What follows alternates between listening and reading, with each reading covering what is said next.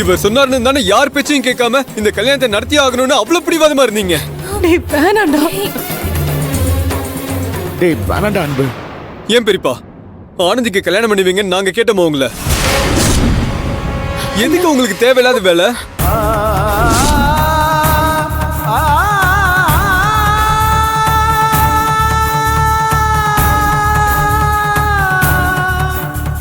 டேய் அன்பு, இப்படி எல்லாம் நடக்கும் நான் கொஞ்சம் கூட எதிர்பார்க்கலடா. ஆனந்திக்கு ஒரு நல்ல வரனா இருக்குன்னு சொல்லி தானே இந்த கல்யாணத்தையே பண்ண சொன்னேன்.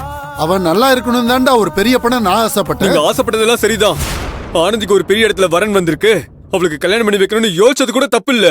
ஆனா ஆனந்திக்கு இந்த கல்யாணத்துல விருப்பமே இல்லைன்னு சொல்லியும் கண்டிப்பா இதுக்கு சம்மதிச்சு ஆகணும்னு சொன்னீங்க பாருங்க, அதான் தப்பு. அன்பு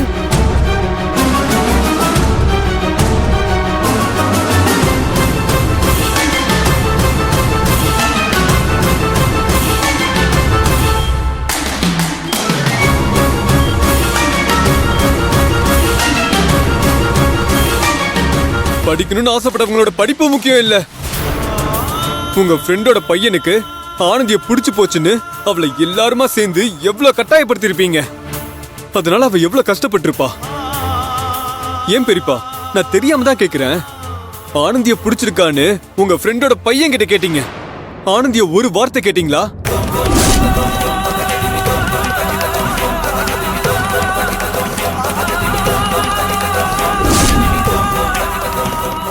உங்க ஃப்ரெண்டோட பையனுக்கு பிடிச்சிருந்தா போதும், ஆனந்தியோட விருப்பம் உங்களுக்கு முக்கியமே இல்ல.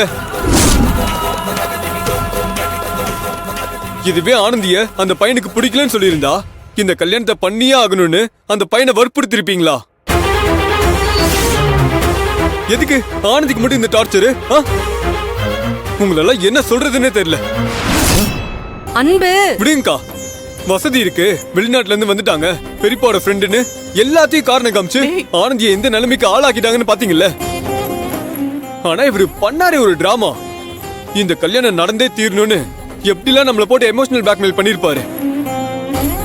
இந்த கல்யாணம் மட்டும் நடக்கலனா நம்ம குடும்பத்துக்கும் இவருக்கும் எந்த சம்பந்தமும் இல்லைன்னு எப்படியெல்லாம் பேசி நம்மள கண்ட்ரோல் பண்ணிருப்பாரு. அம்மா இவர் சொந்தம் விட்டு போயிடக்கூடாதுன்னு சொல்லி பெரியப்பா நம்மள ஒதுக்கிட கூடாதுன்னு இவர் பண்ண பிரஷர்ல ஆனந்திய மேலும் மேலும் கல்யாணம் பண்ணிக்கன்னு டார்ச்சர் பண்ண ஆரம்பிச்சிட்டாங்க. இப்படி எல்லாத்தையும் பண்ணிட்டு இப்ப ஒண்ணுமே தெரியாத மாதிரி நலவு சரிச்சிட்டு இருக்கீங்க. நம்ம குடும்பமே வேணான்னு பெரியப்பா விட்டுட்டு போயிடுவாருன்னு பயந்து நடுங்குனியே. இப்ப நம்ம ஆனந்தி பூச்சி மருந்து குடிச்சிட்டு படுத்து கிடக்குறா. அதுக்கு என்ன பண்ண போற? பெரியப்பா ஒண்ணு மட்டும் சொல்றேன், நல்லா கேட்டுக்கோங்க. ஆனந்திக்கு மட்டும் ஏதாவது ஒண்ணு ஆச்சு பெரியப்பான்னு கூட பார்க்க மாட்டேன், நானே உங்களை அரெஸ்ட் பண்ணுவேன்.